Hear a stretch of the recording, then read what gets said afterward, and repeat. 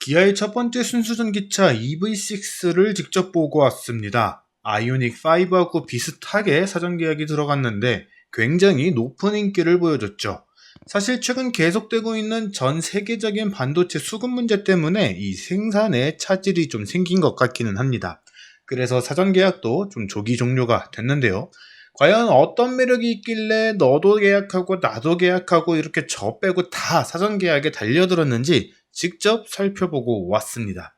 구독과 좋아요, 알람 설정까지 부탁드리고요. 자, 같이 보시죠.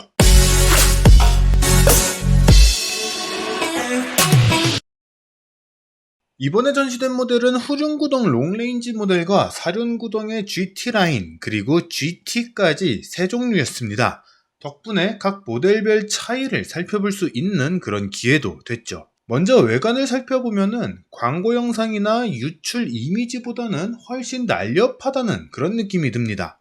아이오닉 5 같은 경우에는 생각보다 더 큰데? 라는 생각이 들었고, 또 실제로 운전해보면 탑승자 포지션 자체가 상당히 높다라고 생각이 들 정도로 그 크기가 상당했던 반면에 EV6는 한층 더 낮아 보이고 또 날렵한 그런 느낌이 들었다는 거죠. 전체적인 모습은 굉장히 매력적인 크로스오버의 형태입니다. 명확하게 자리 잡은 프론트 그리고 프론트 엔드, 캐빈과 함께 매끄러운 조형미로 마무리된 실루엣이 상당히 매력적인 디자인입니다. 거기다가 곳곳에 적용된 이 빗살무늬 토기와 같은 이 라인들은 EV6만의 매력을 더해주기도 하죠. 재밌는 점은 이 무늬가 GT라인이나 GT 모델에서는 빠진다는 겁니다. GT라인과 GT 같은 경우에는 차체하고 같은 컬러가 적용이 되는데 취향에 따라서는 GT라인 또는 일반형을 선택하면 되지 않을까 생각이 되네요. 이 부분 외에도 GT라인과 일반형의 차이가 아주 조금씩은 있습니다. 범퍼의 형상이라든가 도어 하단의 크롬 몰딩과 같은 부분 말이죠. 그렇기 때문에 정말 취향껏 차를 고를 수 있는 그런 구성이다 이야기를 할 수가 있습니다. 가장 마음에 들었던 부분은 헤드램프입니다. 위아래 대칭인 듯 대칭되지 않는 강렬한 디자인이 포인트라고 할 수가 있죠. 방향 지시등을 작동시키면은 위쪽에 시퀀셜 타입으로 불이 들어오게 되는데 이런 모습도 EV6하고 굉장히 잘 어울리는 것 같습니다. 뒷면 같은 경우에는 걱정보다 훨씬 더 안정적인 디자인이었어요. K5 그리고 K8에서 봤던 이 범퍼 안쪽으로 파고드는 형태의 램프와 디자인이 적용됐는데 덩치, 그러니까 이 EV6는 부피감이 좀 있다 보니까 이 차에서는 그 어색함 또는 과격함이라고 할 수 있는 부분이 조금 덜 하다는 생각이 들었습니다. 이렇게 과격한 디자인을 이용해서 배치한 전기차 충전 포트도 위치가 괜찮았고요.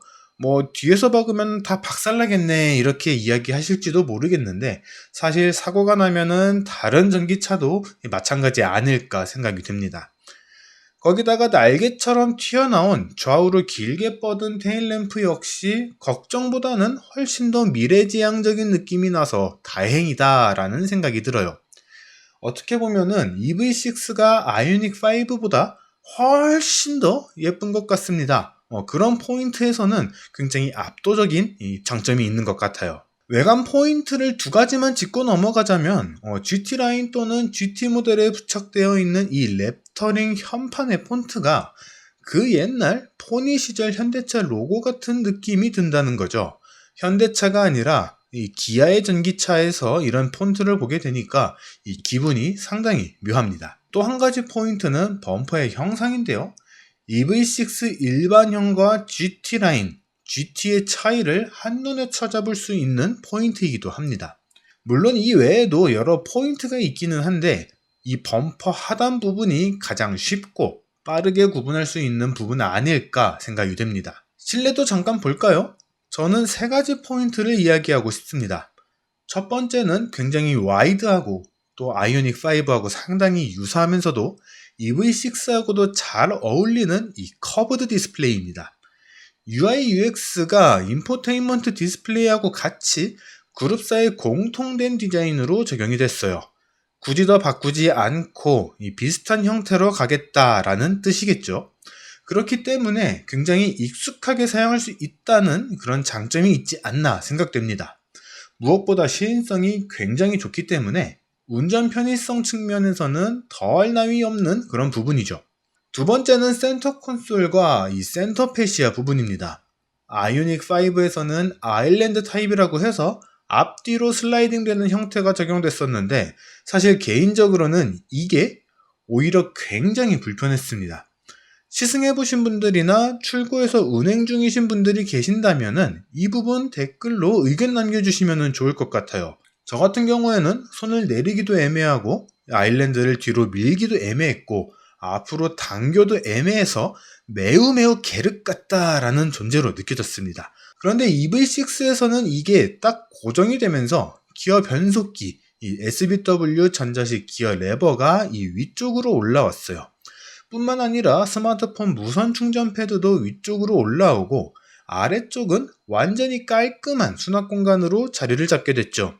이게 중요한 이유는 이렇게 되면서 이 위쪽 부분에 전기 배선이 올라올 수밖에 없는 그런 구조가 됐고, 그렇게 되면서 이왕 배선이 깔렸으니 다른 기능들도 배치할 수 있고, 그 덕분에 K8에서 처음 적용했었던 터치 전환식 이 조작계를 아주 안정적으로 사용할 수 있게 됐다는 것입니다. 왜 꼭 이렇게 하나씩 부족한 부분을 만들어 놓고 그 다음 차종에서 이렇게 개선을 하는지는 모르겠지만 어쨌든 이 덕분에 EV6가 K8보다 조작성이 더 뛰어난 부분이 있고 아이오닉 5보다는 한참 더 이 공간을 잘 활용했다라는 느낌이 있습니다. 마지막으로 짚고 가고 싶은 부분은 특정한 부분이 아니고 실내 전체에서 확인할 수 있는 세심한 디테일입니다. EV6에서도 K8에서 선보였던 하지만 형태는 살짝 다른 앞좌석을 활용한 옷걸이가 장착되어 있고요. 또 양쪽 등받이에 USB 포트가 자리를 하고 있으며 크로스 형태에서 만날 수 있는 굉장히 넉넉한 2열 탑승 공간을 장착하고 있습니다.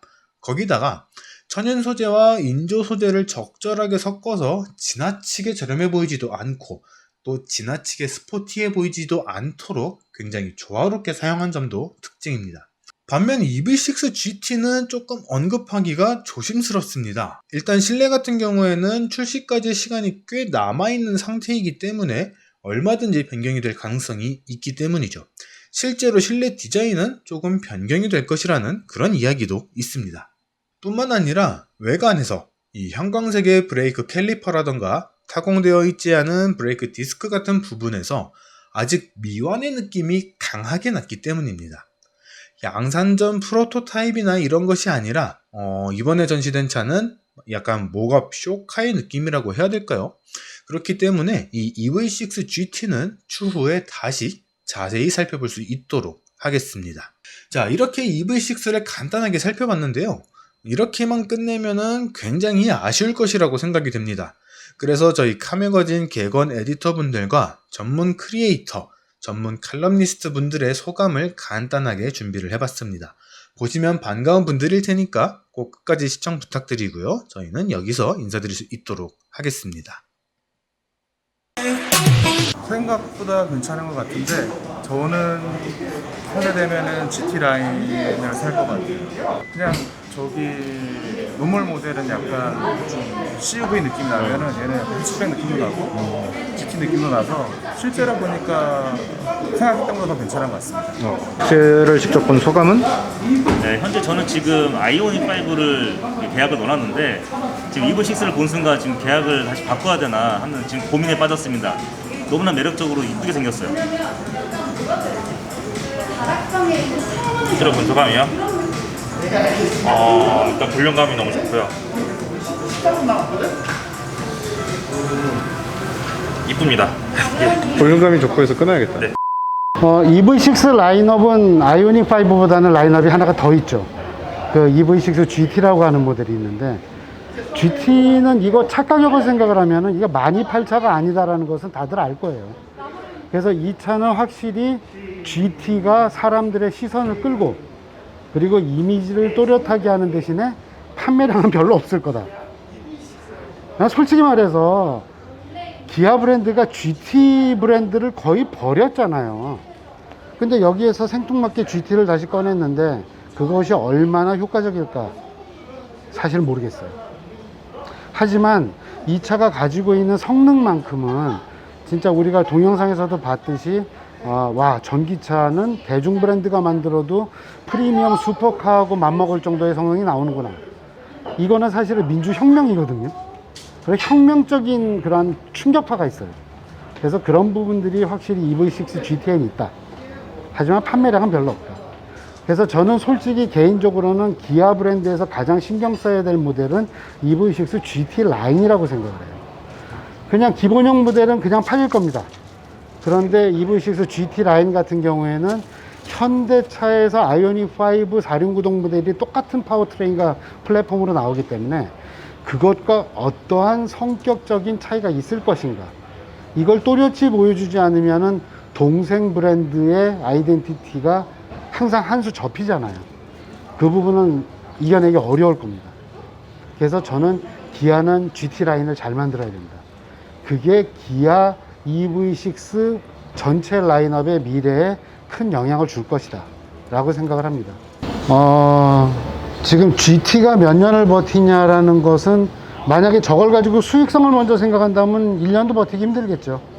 하지만 저는 최소한 EV6 위에 이제 7도 나오고 이제 뭐 5, 4 나오겠죠.